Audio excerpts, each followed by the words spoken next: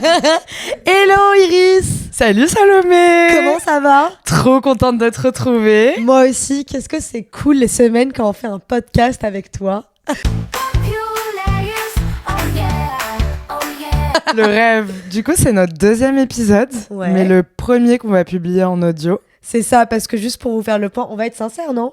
Oui. Ok, ouais, on a fait un épisode la semaine dernière et en fait, c'était notre premier épisode de podcast où on s'était entraîné une fois avant, mais on partait dans tous les sens. Donc on s'est dit que c'était pas sympa de vous faire vivre ça et de vous publier 1h15 de podcast dans la gueule où on part dans tous les sens. Donc ici, aujourd'hui, on revient, on espère, un peu plus à l'aise et avec des lignes un petit peu plus fines pour arrêter de partir en couille parce que je pense qu'on est deux personnes avec un énorme trouble de la concentration, ce qui est un très gros challenge pour le podcast. Donc voilà. Donc cette fois-ci, on s'est fait une trame. Ouais. Et cette semaine, on est focus sur la saison 1 de Sex and the City. Et on va parler de différents arcs de la série. Mm-hmm. Notamment, en premier, la relation de Big et Carrie. Pourquoi on veut en parler, Salomé, de la relation entre Big et Carrie ? Parce que c'est du coup dans cette première saison que la relation entre Big et Carrie s'installe. Enfin, pas s'installe, à vrai dire, c'est là on va beaucoup discuter. Et que, en fait, c'est une relation qui est culte dans la pop culture. Même ceux et celles qui ne regardent pas Sex and the City voient très bien qui est Mr. Big. Et c'est vraiment une relation qui va durer assez longtemps sans vouloir spoiler.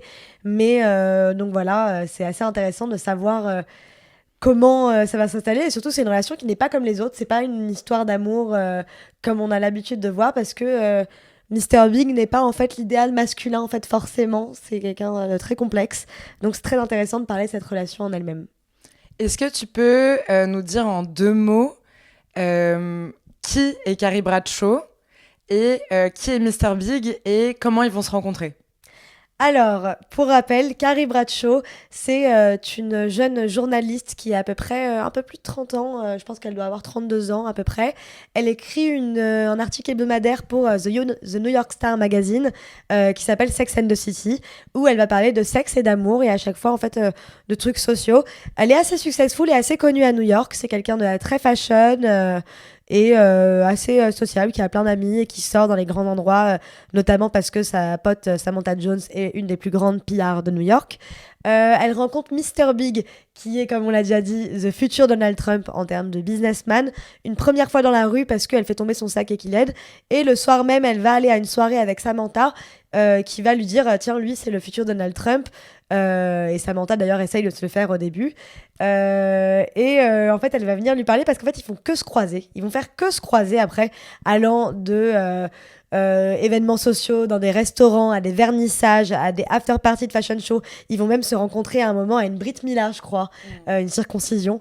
Et en fait ils vont décider d'aller en date et de se dire ok viens cette fois-ci on se voit mais en le décidant.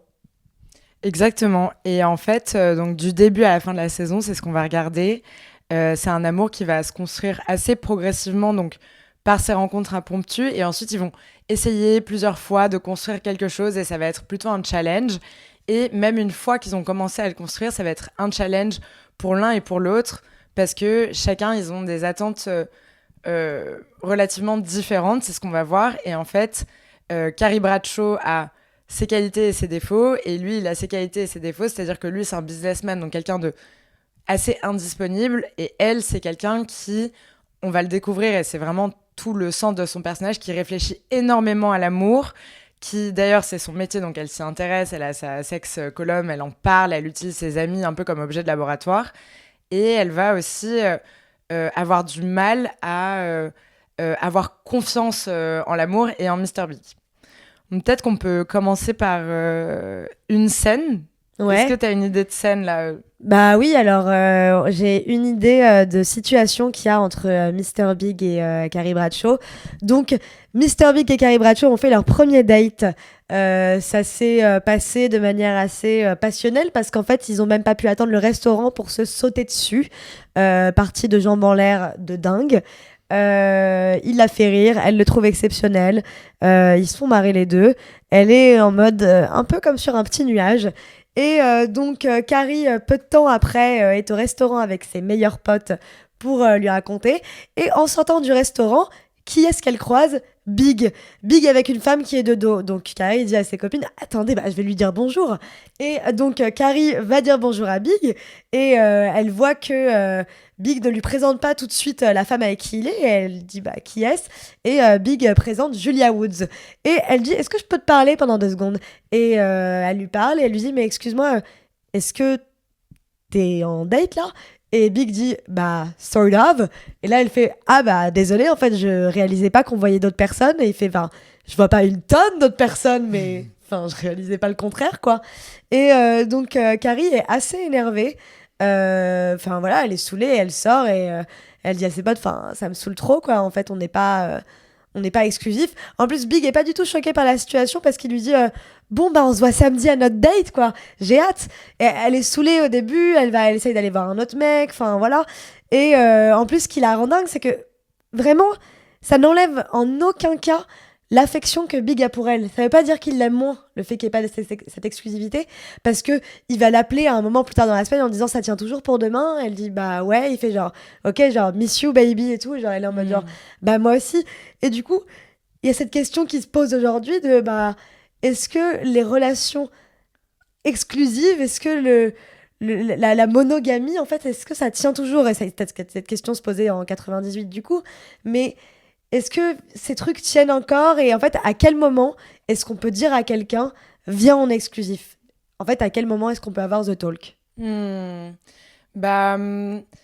En tout cas, dans la relation de Carrie et Big, j'ai l'impression que dès le début, et je pense que c'est un peu la réponse à comment on installe une relation ouverte ou exclusive, c'est qu'il y a un manque de communication et que les attentes sont hyper différentes d'un côté et de l'autre. Carrie, elle en parle beaucoup avec ses copines, elle a des envies d'un couple qui ressemble au couple qu'elle imagine, c'est-à-dire un couple exclusif, un peu un power couple. Elle admire énormément Big. Dès le début, d'ailleurs, elle dit c'est lui, completely out of my league. Donc, en fait, elle a tendance à tout le temps se sous-estimer par rapport à lui. Et elle vit, j'ai l'impression, sa relation avec lui vachement dans sa tête à elle. Elle construit quelque chose sans lui... Et elle veut tout le temps être parfaite pour lui. Mm-hmm. On en reparlera, mais... En fait, elle est tout le temps en train de se positionner comme la femme parfaite. Elle imagine ce qu'a été sa vie amoureuse, etc. Et donc, en fait, elle lui dit jamais clairement ce qu'elle veut. Et ça fait que, lui, il joue cet air étonné de attends, mais en fait, on n'a jamais dit qu'on était exclusif. Mais c'est parce qu'en fait, elle n'a pas installé ou elle n'a pas dit clairement ce qu'elle voulait au début de cette relation. Je sais pas ce que t'en penses. Certes, je trouve que Carrie, en effet, c'est un grand danger et comme beaucoup de personnes, en fait, elle vit dans le fantasme. Elle vit dans le fantasme et après, elle se retrouve à être offusquée de ce que quelqu'un peut lui faire alors qu'en fait, tu peux pas expect les gens de faire quelque chose alors que tu leur as pas demandé, que tu leur as pas dit. Mais en même temps, je trouve qu'il y a ce grand questionnement quand tu commences à voir quelqu'un. Est-ce que c'est pas un petit peu effrayant d'arriver en mode genre, moi, je suis là pour du couple. Enfin, c'est tu vois, t'as besoin en fait de jouer cette espèce de rôle. La séduction, c'est un jeu et c'est un rôle. Est-ce que t'as pas besoin aussi un peu de jouer ce truc en mode genre ah mais non, c'est juste chill, juste on se voit et tout. Enfin, t'es obligé de jouer ce jeu. Oui, c'est obligatoire. Tu vois, c'est obligatoire et en fait, de toute manière, je trouve ça malsain de commencer à dater quelqu'un et de directement projeter sur lui que ça va être la bonne personne pour un couple. Ça veut dire que tu regardes même pas la personne en face, en fait, tu t'essayes même pas de construire quelque chose vraiment avec lui. Si dès le début, tu rencontres quelqu'un avec une projection d'engagement, c'est sûr que ça va mettre la pression à l'autre et que toi, tu vas être hyper intense parce que, en fait, c'est juste, peu importe la personne qui va avoir en face de toi, et tu vas la rusher dans un truc où l'autre, il va évidemment pas être prêt. Donc, en général, j'ai l'impression que les débuts de couple qui capotent, et d'ailleurs, c'est souvent les meufs. Les meufs, en tout cas dans les couples hétérosexuels, mais en vrai, dans les couples lesbiens aussi, c'est la meuf, une des deux meufs qui va avoir hyper envie de se mettre dans une relation et qui va complètement ignorer ce que la personne est en face et qui va imaginer un truc et être constamment déçue, en fait. Parce que quand t'attends quelque chose comme ça, t'es constamment déçu derrière, tu vois. Mais surtout que je trouve que c'est un truc que Carrie fait beaucoup et qu'en fait, là, tu dis, ça arrive souvent dans le couple, en fait, en général. enfin dans le couple, dans les relations amoureuses en général, c'est comme si c'était des gens qui essayaient d'apprivoiser des animaux sauvages pour essayer d'en créer un couple. Mais en fait, Carrie ne veut pas réellement un couple. Parce que pendant toute la série, je trouve que Carrie va jamais trouver ce couple-là. Qu'elle va toujours être à la recherche et toujours être déçue. Mais en fait, quand elle va être face à des personnes, et là, ça c'est dans plusieurs épisodes qu'on va arriver à ces saisons-là, mais quand elle va être face à des gens qui peuvent lui offrir cette situation, elle ne va pas le vouloir. En fait, elle va à chaque fois, et je trouve que c'est quelque chose de très naturel, comme le syndrome de l'infirmière, comme tous ces trucs-là. Quand tu vois que tu es face à une indisponibilité de quelqu'un, tu as absolument envie d'aller chercher ce que la personne peut pas te donner. C'est ça. C'est un peu, t'as envie d'être cette solution. C'est à la fois très narcissique et à la fois ce truc, cette envie de réparer. Et le fait, là, Carrie, plus qu'avec les autres mecs, alors qu'elle est face à d'autres mecs, cette fille, elle a pas de mal à rencontrer plein de gens. Mais avec Big, et certes, il a un charisme de malade, certes, il est drôle, certes, il est successful, mais elle en a plein, Carrie. Elle va directement vouloir ça de lui. Exactement. En fait, Carrie, elle veut s'engager, mais elle est terrifiée par l'engagement. Ouais. Elle veut Big parce que Big, il est indisponible. Et je pense que elle se tourne vers des gens, vers des garçons, des hommes qui, foncièrement, dès le début, on sait que Big, il a pas le temps. Il la retrouve dans un café quand elle est en train de travailler. Il a 5 minutes pour elle. Elle le retrouve toujours dans des voitures. Il est toujours en trajet, il est toujours en transition. Et en fait, elle s'attache à ça parce que c'est la seule relation qui lui permet en fait de vivre dans ce fantasme de la personne et de jamais en fait vivre cette intimité de couple. Et d'ailleurs, il y a un truc dans la saison, c'est que on voit assez mal le moment où leur relation se met en place. Ouais. Elle dit que ça fait des mois qu'ils se voient, etc. Mais en fait, on a un peu du mal à voir si justement c'est pas quelque chose qu'elle a un peu fantasmé tout du long ou pas. Ouais. Et c'est un peu la différence entre Carrie et Charlotte. Tu vas me dire ce que t'en penses, mais par exemple, Charlotte, c'est quelqu'un qui rêve d'un couple, mais et qui a des rêves un peu fous, en fait, de mariage, d'aller s'installer en banlieue pour vivre son couple, de rêve qu'elle a imaginé depuis qu'elle est toute petite. Elle a cette petite banlieue boîte. quand même pas, Charlotte. Non. Attention. Non, elle se pose la question, mais elle a quand même tu vois, elle a cette petite boîte où elle a dessiné tout son mariage, etc. Donc, elle a quand même un rêve de petite fille hyper normalisée, qui aujourd'hui, oui, voilà, un rêve de princesse. Mais Charlotte, à la différence de Carrie, c'est que dès qu'elle voit le premier red flag chez un mec, dès qu'elle sent que le mec va pas correspondre à son rêve et à ce qu'elle veut, et bah, elle va dire non et elle va se retourner, elle va plus jamais y retourner. Alors que Carrie, moi, je pense que profondément, elle sait pas vraiment ce qu'elle veut. Elle est hyper curieuse et elle sait pas vraiment ce qu'elle veut avec Big. Elle veut juste voir en lui qu'elle est aimée et qu'elle est désirée. Elle veut l'impossible de la part de Big. Et en fait, elle se retourne jamais. Il fait que partir et elle fait que vouloir le rattraper absolument. Et ça me fait penser à 2 scènes. Une scène ou même à plusieurs scènes pendant la première saison. La première, c'est un moment, elle le retrouve à un de leurs premiers dates. Et quand elle arrive, il est avec un copain. Et en fait, elle est dégoûtée. Elle se dit, mais en fait, il n'a pas le temps pour moi. Et là, elle se lève, elle se dit, je veux pas de ça. Elle part. Elle y retourne. Et à un autre moment, vers la fin de la série... de la saison De la saison, pardon. Vers la fin de la saison, ils doivent partir en voyage ensemble et elle lui demande un peu l'impossible. Elle lui demande toujours l'impossible, en fait. Ouais. Et pas l'impossible parce que elle mérite un homme qui peut lui dire je t'aime et qui peut lui dire oui, je suis prête avec toi. Mais c'est l'impossible parce que c'est Big. Ouais. C'est l'impossible parce que c'est Big, c'est pas la bonne personne. Et elle lui dit, avant de partir en voyage, alors que lui, il est vraiment pas prêt, elle le sait, elle lui dit, s'il te plaît, j'ai juste besoin d'un signe. Dis-moi que tu m'aimes. Et il est incapable de dire quelque chose et il part. Et en fait, pendant toute cette série, d'ailleurs, il y a une autre scène à laquelle je pense où elle a une soirée et il lui dit « Qu'est-ce que t'attends de moi ?» Et là, elle dit « Plus rien ». Mais en fait, elle y retourne juste après. Ouais. Et elle passe son temps à le rejeter et à dire « Mais en fait, je sais ce que je veux pour moi. » Mais en fait, elle peut pas s'empêcher de le vouloir, tu vois.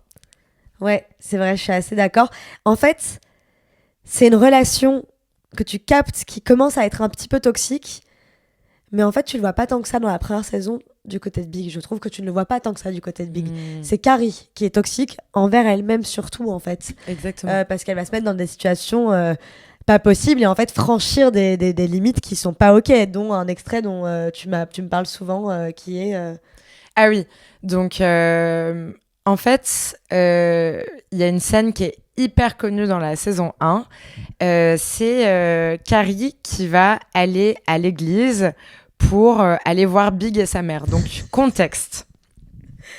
Carrie dîne avec Big. Non, Carrie se balade dans un quartier. C'est le dimanche. Elle se balade, elle fait un peu de la recherche pour son article. Et elle voit à la sortie de l'église Big et sa mère. Et euh, déjà, Big est très mystérieux. C'est là qu'on se rend compte qu'elle dit que ça fait des mois qu'ils se voient et qu'ils sont très amoureux, mais qu'en fait, elle sait pas plein de choses sur sa vie. Et elle se dit, mais en fait, je savais pas que t'étais un catholique, je savais pas que t'allais à l'église avec ta mère. Du coup, ça la rend hyper curieuse, donc elle se met un peu stalker limite la religion catholique, alors qu'elle s'en fout complètement de la religion. Et à un moment, elle dîne avec lui, ils sont en train de manger des pâtes ou des nouilles, et elle lui dit je savais pas que t'allais avec ta mère à l'église. Et là, elle se fixe dans sa tête qu'en fait, il faut que elle s'intègre dans sa vie en passant par sa mère, parce qu'elle se dit, si j'ai un lien avec sa famille, ça veut dire que je vais être importante à ses yeux. C'est la quête qu'elle a tout le temps. Ouais. Et il lui dit, bah oui, c'est un rituel que je fais seule avec ma mère tous les dimanches. Elle dit, j'aimerais bien venir avec vous. Et il dit, pas maintenant, c'est pas le moment, vraiment, c'est pas le moment. Et là, elle va faire un truc, elle va demander à son amie Miranda de l'accompagner un dimanche à l'église et elles vont y aller. Déjà, elles vont y aller et c'est très marrant en termes de stylisme là dans la série parce qu'elles vont mettre des tenues de ce qu'elles imaginent être comment on doit s'habiller à l'église. Donc en fait, on dirait des tenues où elles vont voir un polo chez les Brites. Elles ont des grands chapeaux, des tailleurs absurdes, etc. Alors que tout le monde est en noir. Et d'ailleurs, elles arrivent et elles disent, mais en fait, attends, est-ce que c'est pas une église orthodoxe ou je sais pas quoi. Elles sont complètement perdues. Et elles vont à l'église. Donc déjà, sans prévenir Big, bien évidemment, elles se mettent là-haut. Elles se disent, bon, je veux juste voir sa mère. Et ensuite, on se barre. Et là, donc elle voit Big arriver avec sa mère, et là elle dit, le voir si proche de ma mère, ça me fait tomber encore un peu plus amoureuse de lui, donc elle est encore dans un fantasme. Et là, elles sont en haut, Miranda, qui est la bonne copine, la bonne poire qui l'accompagne, elle lui dit, ok, c'est bon, les avions, on se casse. Et là, elle fait tomber une Bible du balcon de l'église. La Bible résonne sur le sol au moment de la prière. Et là, Big se retourne, il se voit, elle lui fait coucou. Et là, elle se dit, on sent qu'elle se dit, oula. Et que lui il se dit mais oula qu'est-ce que Carrie fait là, et donc il lui avait dit non, et ensuite à la fin elle lui dit je dois rester, et là il lui présente sa mère n'a pas l'air du tout de connaître Carrie, elle est dépitée, et lui dit écoute, ça fait que quelques mois qu'on se connaît, je dirai à ma mère que tu existes quand je serai sûre que tu es la bonne. Et là elle est terriblement vexée, elle remet en question toute leur relation alors qu'ils ont prévu un voyage, ils ont prévu de continuer. Et en vrai, à juste titre, moi je trouve que Big dit ça. Et elle remet en question toute leur relation, et c'est là qu'elle va être encore plus needy et qu'elle va avoir encore plus besoin de son approbation. Et moi, du coup, ma question à ce moment-là, c'est comment c'est possible que tu vives complètement de manière déphasée avec la personne qui est en face de toi. Et c'est est-ce que là, Carrie, elle va trop loin et elle n'entend pas son non. Et c'est comme ce que tu disais sur les relations ouvertes ou pas, c'est en fait comment tu peux aller dans une relation jusqu'à stalker la personne en fait, et être intrusif et ne pas attendre le oui et l'approbation d'une relation, tu vois. Je trouve ça complètement dingue parce que, en plus, là, tu as utilisé le mot stalker. Je trouve qu'il y a quelque chose d'assez normal, par exemple, quand tu es très attiré envers quelqu'un, quand tu es en début de relation, d'aller sur son Insta, de regarder. Parce que ça t'intéresse de voir la personne que toi, tu vois pas tous les jours par toi, en fait, ou pas tous les jours, mais par toi, la voir sous une matière parce que ça te fait tomber encore plus amoureux d'elle, ou alors tu dis, ah bon, voilà. Mais là, elle a respecté. Déjà, elle a pas entendu son nom, et c'est terrible, c'est terriblement toxique. Et en plus, elle a voulu accéder à un moment de sa vie qui est sa bulle. C'est tous les dimanches l'église, c'est sa bulle. En plus, la religion, c'est quelque chose d'encore plus intime. Si tu crois en Dieu, si tu vas à l'église, si tu pratiques, c'est très très intime. Il a dit non, et elle a voulu y accéder par un autre truc.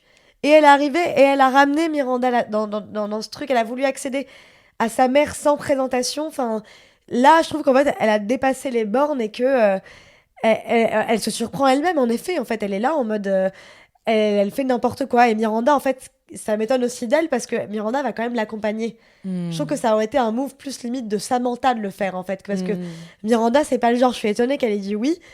Et elle lui dit directement, mais viens, on se casse. Et enfin, moi, je trouve que vraiment, ce moment de Carrie, je trouve que ça montre à quel point elle est désespérée et à quel point, en fait, elle accède dans sa relation avec Big à une espèce de folie, en fait. Ouais. Une espèce de folie, un côté un peu maniaque, quoi. Ouais, elle va trop loin. Elle va trop loin. Et d'ailleurs, Carrie, en fait, elle est toujours en quête de perfection. Et à tel point qu'il y a tout un épisode qui est dédié à la scène la plus absurde du monde, qui est elle va remettre en question toute sa relation et toute sa valeur aux yeux de Big parce que ah oui, elle va péter dans son lit. C'est Est-ce que ça. tu peux nous raconter? Oui, alors Carrie commence à prendre ses aides avec Big. Enfin, la relation est super. Du coup, elle va vraiment les prendre là. Elle est dans le lit un matin avec lui. Elle se réveille, c'est merveilleux. On voit vraiment une idylle, un truc qui donne envie, quoi. Et en fait, elle va pas pouvoir se retenir et elle va péter. Là, c'est l'horreur. Horrible. Elle se cache sous la couette. Et en fait, c'est là où je tiens à dire que dans cette première saison, Big n'est pas le personnage le plus malsain parce que il va pas du tout être ce mec qui va être un genre bah tu es dégueulasse, en plus une femme, tu pètes. Pas oui, du mais tout. quel mec Il fait rigole. ça? Je pense que des mecs le font. Mais je pense que des horribles mecs le font. Mais oui, et d'un autre côté, moi j'ai l'impression qu'on attend que Big réagisse comme ça parce que Carrie nous parle tellement de lui comme un mec jugeant qu'on pense qu'il va être jugeant. Et elle en fait une montagne. Alors ouais, elle est en mode trop pendant gênée. tout un épisode. Après, il se voit juste un peu moins, mais parce que Big est de manière générale indispo. Elle appelle toutes ses copines en mode j'ai commis l'irréparable. Genre ça y est, c'est fini, enfin c'est mort. Alors que lui, en fait, ça le fait rire. Il était mort de rire quand c'est arrivé. Et en fait, je crois que plus tard dans l'épisode, il lui met un coussin péteur ou un truc du genre. Oui. Enfin, ça le fait trop marrer. Mais... Enfin, tu vois, elle est vraiment, pour elle, c'est fini. En fait, elle a fini, elle a brisé cette image. Et là encore, ça montre que c'est un couple malsain. Parce que je trouve que c'est un couple malsain quand t'essayes de vraiment ne pas montrer ton côté humain. Là, elle a montré qu'elle était humain, qu'elle était mortelle, que c'était, enfin, tu vois, que voilà, elle a rompu un mythe, quoi. Elle est vraiment en mode, putain, c'est l'horreur. Elle en parle à ses potes, évidemment que ça fait marrer ses potes, parce que dès qu'une pote nous raconte ça, on rigole trop. Mais oui. Mais en fait, c'est le rêve, les histoires de prout entre copines. Non, mais vraiment. Bah oui, les histoires de gaffe, les histoires qui arrivent en couple, en fait. Sauf que c'est un truc qui arrive naturellement un jour en couple. Il va t'arriver un truc un peu embarrassant. C'est normal quand tu dors tout le temps avec la personne. Enfin voilà, c'est comme ça, c'est un truc inévitable. Sauf que elle pense que bah, c'est fini et qu'il va plus jamais vouloir la voir pour ça. Exactement. Elle en fait une affaire d'État et lui ressent qu'elle en fait une affaire d'État parce qu'il rigole et elle se barre direct. Ouais. Elle se barre et en fait, elle attend même qu'il la rappelle, etc. Et en fait, elle traduit cet événement franchement absurde par un motif de rupture. Et lui, en effet, il le tourne à la dérision après en mettant un coussin péteur sous elle. Et d'un autre côté, je pense que lui, il n'a pas non plus compris qui était Carrie parce qu'en fait, ça la met extrêmement mal à l'aise, cette histoire de coussin péteur. Enfin, ils en rient, mais elle, ça la remet dans une bulle de ouf de... en fait... c'est après qu'elle va aller le stalker à l'église, c'est après que, en fait, ouais, elle essaie tout le temps d'être la perfection pour lui, tu vois.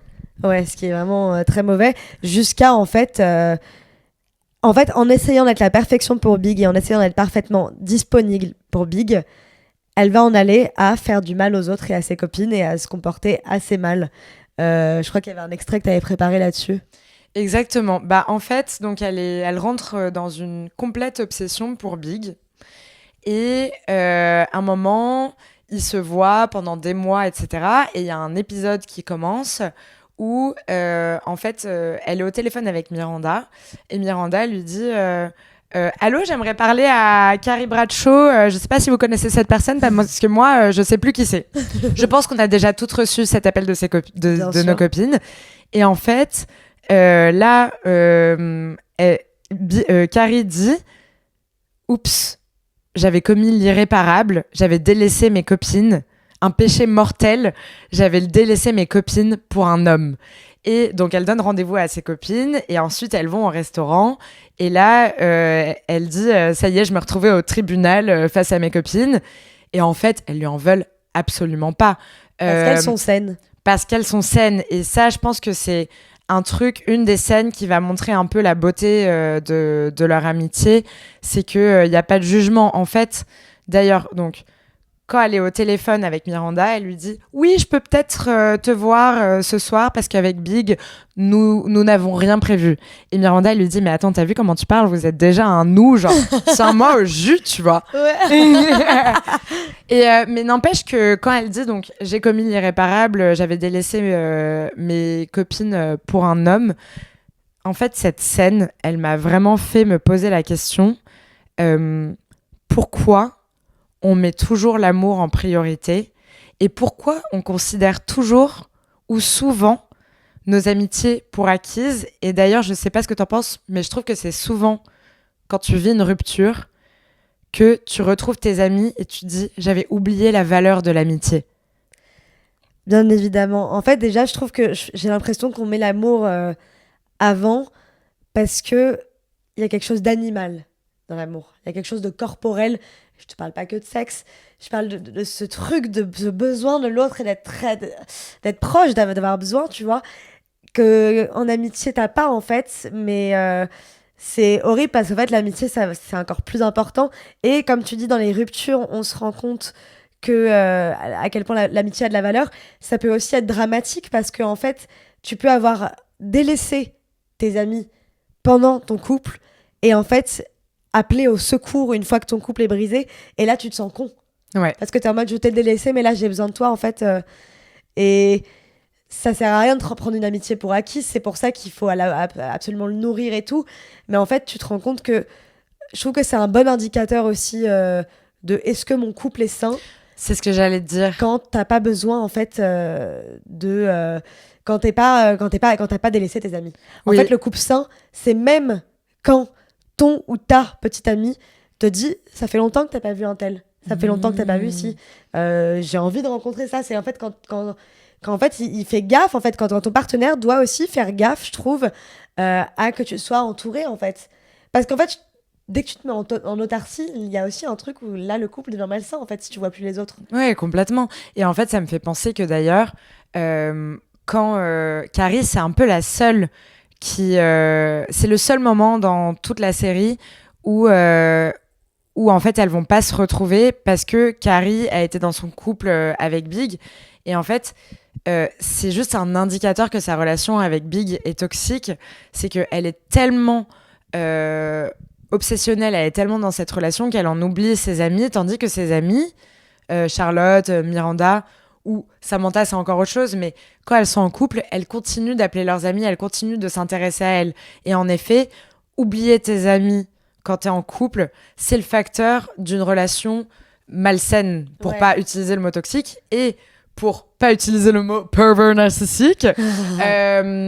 C'est à ce moment-là, on se rend pas forcément compte, et même pendant toute la série, on se dit jamais que c'est Big qui l'empêche de voir ses amis, mais un des facteurs qui fait qu'une de tes amies est dans une relation toxique, c'est quand son mec ou sa meuf en fait l'isole aussi. Ouais. Et là, c'est pas le cas de Carrie, mais c'est vrai que les filles, si vous trouvez que vos copines sont moins présentes depuis qu'elles sont en couple, qu'elles s'isolent, etc. Et qu'à chaque fois qu'elles vous voient, peut-être d'ailleurs, elles vous parlent négativement de son mec et que vous en pouvez plus et que vous en avez marre, en fait, restez là pour elles parce que la plupart du temps, c'est que elles sont embourbées dans des trucs qui sont difficiles pour elles. Et en tout cas, Carrie, c'est une fille qui a un terrain beaucoup plus propice parce qu'elle doit avoir une peur terrible de l'abandon ou je sais pas quoi. On sait pas d'où ça lui vient. On sait pas parce qu'on a très peu d'informations sur leur passé quand même dans Sex and the City. C'est ça, t'as Carrie Diaries qui est sorti, mais en fait, t'as pas tant que ça d'informations. Tu sais pas vraiment à quel point c'est fiable, à quel point. On dirait que je parle vraiment de faits historiques. Non, mais c'est vrai, tu sais pas vraiment à quel point tu peux t'appuyer sur Carrie Diaries. Enfin, tu vois, donc Ouais. on sait pas vraiment d'où ça lui vient, en fait, ce truc. Mais aussi, je trouve que ce qui est alors tellement dangereux dans la relation de Carrie et Big, et ce qui est tellement dangereux en général quand une amie en fait ne vous voit plus parce que elle est en couple, c'est qu'il y a cette excuse de non, mes amies elles peuvent sûrement pas comprendre en fait à quel point nous, ce qu'on a, c'est spécial. Ouais. Genre Oui, je pense que aussi, c'est... Ouais, c'est ça. Mais en fait, en général, ce que j'ai remarqué, c'est que les copines qui s'isolent quand elles sont dans un couple, c'est qu'au début, elles ont commencé à en parler à leurs amis avec beaucoup de négativité et ensuite, elles veulent plus en parler à leurs copines parce qu'elles sont aussi en train de se rendre compte que les copines n'aiment plus le garçon et elles veulent le protéger. En fait, c'est aussi une manière de ne pas s'avouer que ce qui se passe, c'est pas bon pour soi. Ouais. C'est continuer à s'embourber dans ce couple et en fait ignorer qu'on est malheureux, tu vois. Et c'est entretenir cette relation de dépendance et voir nos copines. Bah souvent d'ailleurs, ces copines-là, quand elles sont embourbées dans des relations comme ça, quand elles viennent te voir, elles sont au bout de leur life. Ouais. Et souvent, comme Carrie et Big, c'est des relations où ils se mettent ensemble, ils font que se séparer jusque à la fin des temps, tu vois. Ouais. Jusqu'à la mort.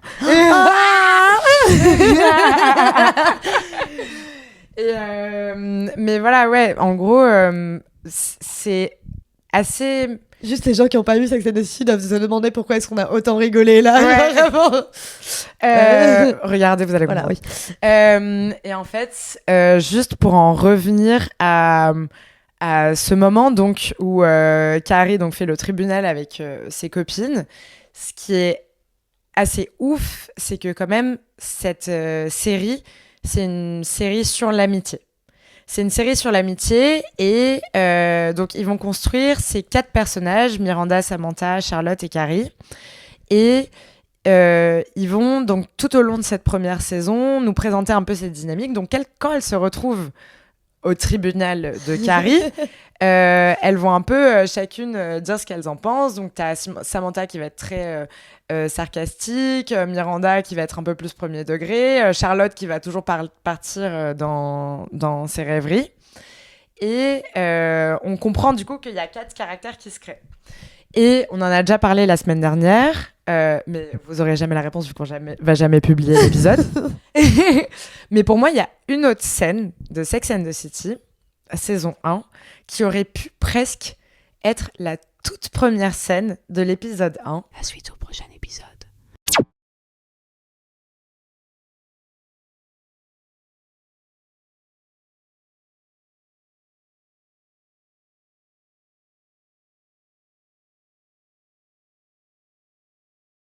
Du sexe anal. Et là, Carrie lui dit What j'ai rendez-vous, genre, rendez-vous au coin J'arrive de en bas de chez toi. Ouais, j'arrive en bas de chez toi dans 5 minutes. Et là, c'est trop drôle